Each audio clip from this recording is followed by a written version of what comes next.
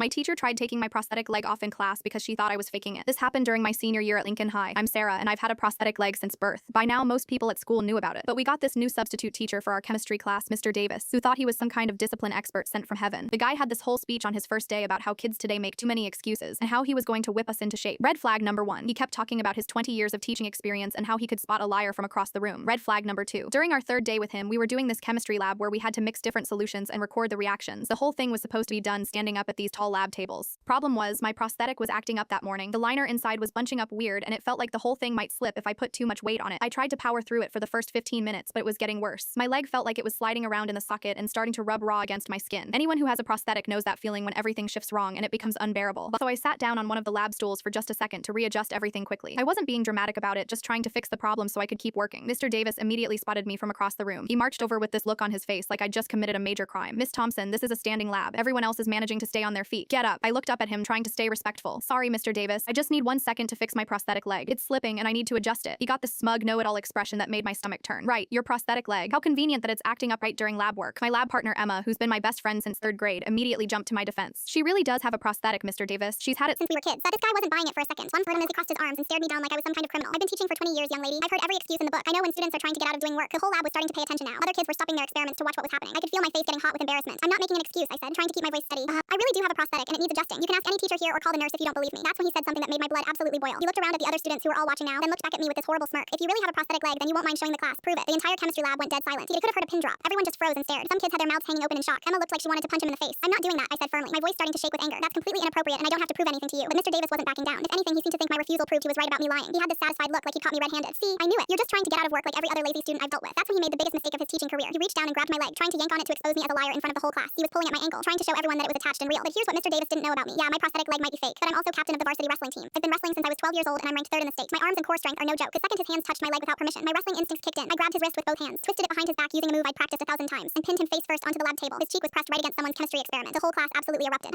Kids were cheering. Some were recording on their phones. Emma was laughing so hard she was crying. It was complete chaos. "Now you know it's real," I said, still holding him down. "And next time, maybe try believing your students instead of humiliating them." I released his arm and stepped back. Mr. Davis stumbled away from the table, his face red with embarrassment and his hair messed up. He looked around at all the students who were still cheering and recording, then at me standing there with my arms crossed. Security showed up about 10 minutes later after someone called the main office. They escorted Mr. Davis out while the whole hallway watched. Word spread through the school like wildfire. By lunchtime, everyone knew what happened. I ended up getting called to the principal's office, but instead of getting in trouble, they apologized for what Mr. Davis did. Turns out he'd been having problems at his previous school too. They fired him that same day. The best part was walking into chemistry class the next day. Our regular teacher was back, and when I sat down, the entire class gave me a standing ovation. Even kids from other classes were stopping by to high-five me in the hallways. Mr. Davis learned the hard way that you don't mess with someone who can pin you to a table in 3 seconds flat.